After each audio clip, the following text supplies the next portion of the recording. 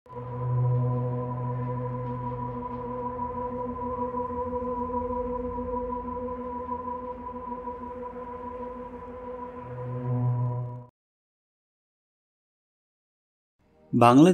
এতদিন তাদের শক্তি সংগ্রহ করে রাখছিল যাতে ভারত সহ বিভিন্ন দেশকে ভয়ে ভয়ে রাখতে পারে, কিন্তু ভারত এবার নিজেদের আসল খেলা দেখালো, কারণ তারা নিজেদের তুরুপের তাস বাঁচিয়ে রেখেছিল।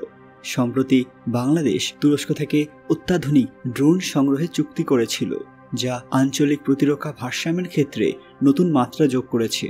তুরস্কের ড্রোন সাম্প্রতিক সময়ে বিশ্বব্যাপী কৌশলগত ক্ষেত্রে গুরুত্বপূর্ণ ভূমিকা পালন করে, যা ন্যাটো সদস্য দেশ থেকে শুরু করে ইউক্রেনের মতো যুদ্ধক্ষেত্রেও ব্যবহৃত হয়েছে।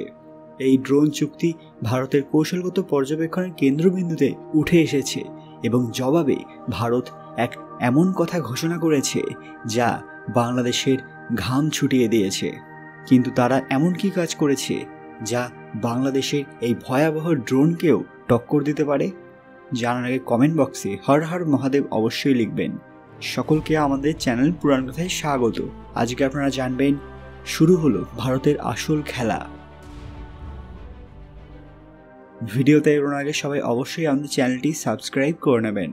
বাংলাদেশ ধীরে ধীরে নিজেদের আসল শক্তি দেখাচ্ছে, কিন্তু তারা এটা ভুলে যাচ্ছে যে ভারতেরও আসল শক্তি দেখানো এখনো বাকি আছে। বাংলাদেশ যে ড্রোন অর্থাৎ তুরস্কের ভয়াবহ শক্তি সবার সামনে তুলে ধরেছিল, তার সাথে টক্কর দিতে এবার ভারত রাস্তায় নামিয়েছে ইসরায়েলের অত্যাধুনিক হেরন ড্রোন। এটা মোতায়েনের পরিকল্পনা করা হয়েছে ইন্ডিয়া থেকে। ইসরায়েলের তৈরি হেরন ড্রোন ভারতীয় প্রতিরক্ষা বাহিনীর জন্য দীর্ঘদিন ধরে নির্ভরযোগ্য একটি মাধ্যম। এটি মূলত নজরদারি, গোয়েন্দা তথ্য সংগ্রহ এবং সীমান্তের টার্গেট নির্ধারণের জন্য ব্যবহৃত হয়। হেরন ড্রোন অনেক উচ্চতায় দীর্ঘ সময় উড়তে সক্ষম। এটি 30 ঘন্টা পর্যন্ত অপারেশনাল থাকতে পারে এবং 30,000 ফুট উচ্চতায় কাজ করতে পারে। হেরনের multimode radar, electro optical system এবং থার্মাল ইমেজিং প্রযুক্তির সীমান্তে নজরদারির জন্য আদর্শ। হেরনের সশস্ত্র সংস্করণেও কাজ চলছে, যা ভবিষ্যতে টার্গেট ধ্বংসের জন্য অত্যন্ত কার্যকর হতে পারে।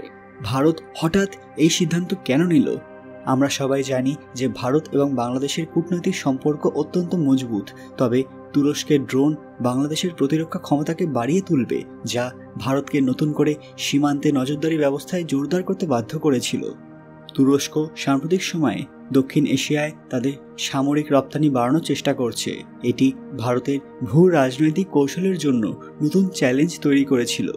বাংলাদেশ সংলগ্ন উত্তর পূর্ব ভারতের রাজ্যগুলোতে সীমান্তবর্তী এলাকায় আরাকান আর্মি এবং অন্যান্য বিদ্রোহী গোষ্ঠীর কার্যক্রম ক্রমশ বেড়ে চলেছিল। হেরন ড্রোন এই অঞ্চলে গোয়েন্দা নজরদারি এবং নিরাপত্তা বাড়াতে গুরুত্বপূর্ণ ভূমিকা পালন করবে। তুরস্কের যে TB2 ড্রোনের কথা বললাম, সেটা বাংলাদেশের জন্য একাধারে একটি প্রতিরক্ষা সরঞ্জাম এবং একটি কৌশলগত শক্তি। এগুলি গোয়েন্দা নজরদারি, অস্ত্র লঞ্চ এবং সুনির্দিষ্ট টার্গেট ধ্বংসে কার্যকর। বাংলাদেশ এই ড্রোন ব্যবহার করে সীমান্তের সুরক্ষা ব্যবস্থা আরও উন্নত করতে পারবে, যা ভারতের জন্য নতুন একটি চ্যালেঞ্জ। ফলে ভারতকে একটা না একটা কিছু তো করতেই হতো না। বাংলাদেশের সঙ্গে সম্পর্ক নষ্ট না করেই ভারতকে তাদের প্রতিরক্ষা শক্তি বজায় রাখতে হবে। তাই হেরন ড্রোন মোতায়েন করার সময় ভারত কূটনৈতিকভাবে বাংলাদেশকে আশ্বস্ত করবে যে এটি শুধুমাত্র প্রতিরক্ষামূলক ব্যবহারের জন্য। বাংলাদেশে তুরস্ক থেকে ড্রোন সংগ্রহ এবং ভারতে ইসরায়েলি হেরন ড্রোন মোতায়েন আঞ্চলিক প্রতিরক্ষার নতুন সমীকরণ তৈরি করেছে। ভারতকে একদিকে কৌশলগতভাবে সতর্ক থাকতে হবে এবং অন্যদিকে বাংলাদেশ এবং দক্ষিণ এশিয়ার ভূ রাজনৈতিক ভারসাম্য বজায় রাখতে হবে।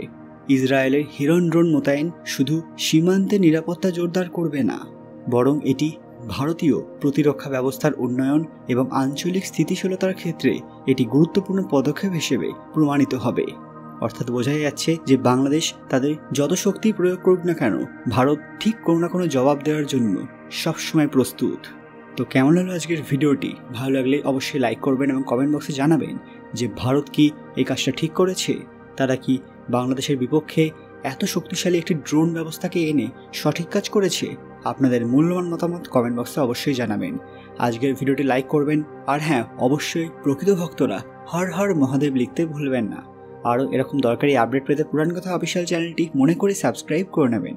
খুব তাড়াতাড়ি ফিরে আসবে একটি দরকারি ভিডিও নিয়ে। ততক্ষণ আপনারা এই ভিডিওগুলো দেখতে পারেন।